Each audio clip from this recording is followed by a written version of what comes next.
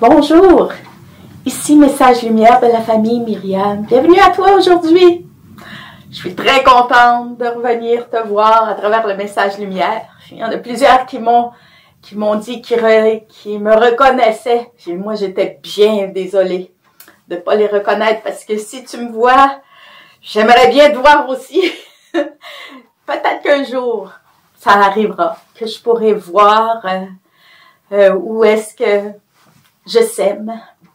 Je suis très contente de partager avec toi une page d'évangile. Mais avant tout, je vais partager avec toi une grâce de notre retour dans notre belle mission de Russie à Astrakhan. Un cadeau du Seigneur que je te partage. Le jour de notre arrivée à l'église, il y avait un baptême. Le baptême de jeunes d'origine du Kazakhstan, une vingtaine d'années. Et l'église était pleine de ses amis. Il y avait une vingtaine de jeunes qui étaient là pour le baptême. C'était très joyeux, c'était très encourageant. Pour un début de mission, je trouvais que le Seigneur nous en mettait plein les yeux, plein le cœur. C'est vraiment encourageant. Et l'évangile d'aujourd'hui, il est tiré de Saint Luc. En ce temps-là, comme Jésus était en train de parler, une femme éleva la voix au milieu de la foule pour lui dire « Heureuse la mère qui t'a porté en elle et les seins qui t'ont nourri. » Alors Jésus lui déclara « Heureux plutôt ceux qui écoutent la parole de Dieu et qui la gardent. » Un évangile tout court. Une femme du milieu de la foule. Elle n'a pas de nom, elle n'a pas de visage. Une expression d'un émerveillement. Ta mère a vraiment de la chance de t'avoir comme fils. On est bien d'accord, c'est vrai. Et la Sainte Vierge, elle l'avait dit elle-même, toutes les générations me diront bienheureuse. C'est vrai. Puis on l'a dit bienheureuse souvent quand on prie notre chapelet. Je te salue Marie. Qu'on peut dire aussi, réjouis-toi, bienheureuse es-tu, Vierge Marie. Un beau compliment qu'on fait à la Sainte Vierge. Tu es bienheureuse d'avoir comme fils Jésus, le Sauveur du monde.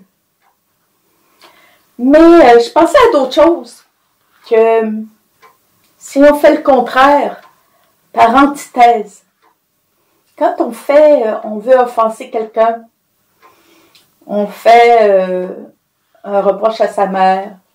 Je me souviens d'avoir déjà entendu dire « enfant de ».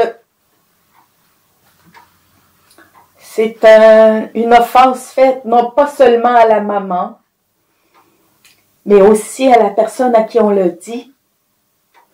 Donc, le compliment de cette personne, de cette femme du milieu de la foule, cette femme anonyme, sans visage, c'est un compliment aussi qu'elle fait à Jésus lui-même. Oui, ta maman est vraiment chanceuse de t'avoir. Ta maman a vraiment de la chance de t'avoir mise au monde. Et c'est vrai, on est chanceux d'avoir Jésus. et c'est un vrai beau compliment de dire Jésus, ta maman est vraiment chanceuse de t'avoir. À travers cette femme sans visage et sans nom, c'est l'Église. C'est toi et moi qui prions la Sainte Vierge tous les jours et la dame ici, elle a dit la mère qui t'a porté, mais nous on dit aussi Notre-Dame de la paix, Notre-Dame du réconfort, Notre-Dame des affligés, heureuse es-tu.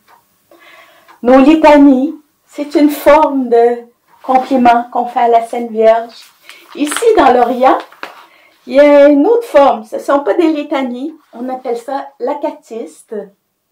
Et on reprend l'Évangile et on fait une sorte de litanie. Heureuse es-tu parce que tu es la porte du ciel. Heureuse es-tu parce que tu as porté celui qui t'a créé. Heureuse es-tu parce que tu as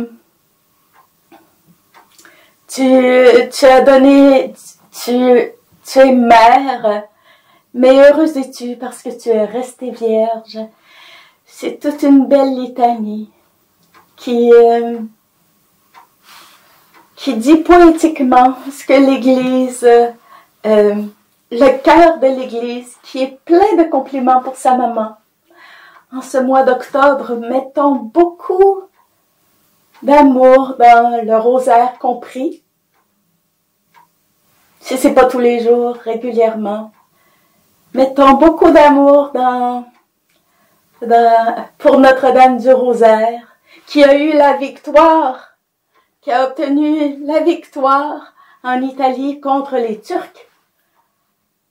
Et elle saura bien remporter encore d'autres victoires sur le malin. Au revoir et à demain.